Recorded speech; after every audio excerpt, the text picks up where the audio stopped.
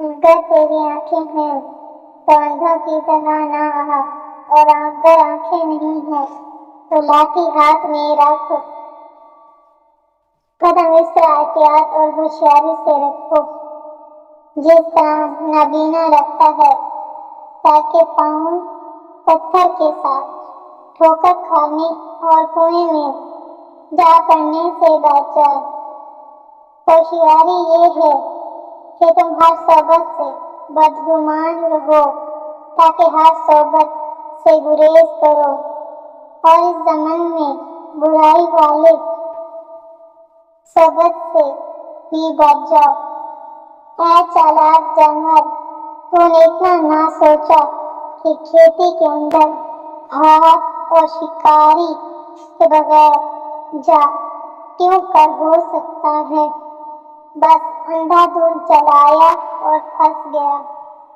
جن لوگوں نے زمین میں روزانہ قدم رکھا، ان کا حشر و عبرت ناک انجام معلوم کرنے کے لیے ان کی ہڈیاں اور کھوپڑیاں بکھری ہوئی دیکھ۔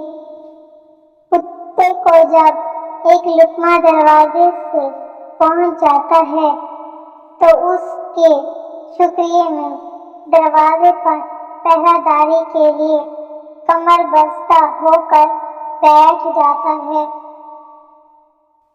چکنی چپڑی غذاؤں سمجھو جہاں غذا پا کر روح قوی ہو جائے اور روحانی کمالات حاصل ہوں۔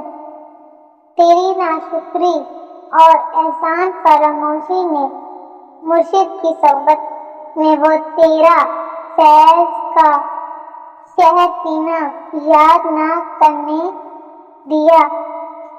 یہ بدگمانی وہاں لے جاؤ جہاں کوئی تجھ سا ناقص العمل اور بد عہد ہو۔ تو اپنی جیسے کے پاس جا کر جوڑی دار بن جاتا ہے۔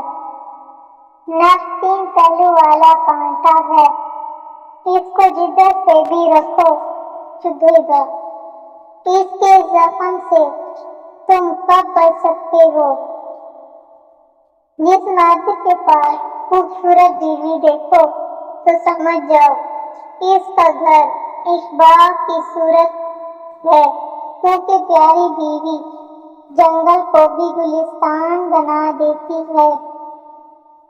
انسان بھی بڑا ہی بے اصولہ ہے کہ گرمیوں کے موسم میں سردیوں کے موسم کی آرزو کرتا ہے، جب سردی کا موسم آتا ہے تو اس کو بھی ناپسند کرنے لگتا ہے۔ سونا چھوٹے سکے کے اوپر سے اتر کر اپنے معدن میں چلا جاتا ہے، تو بھی اس معدن کی طرف جا جہاں وہ جاتا ہے۔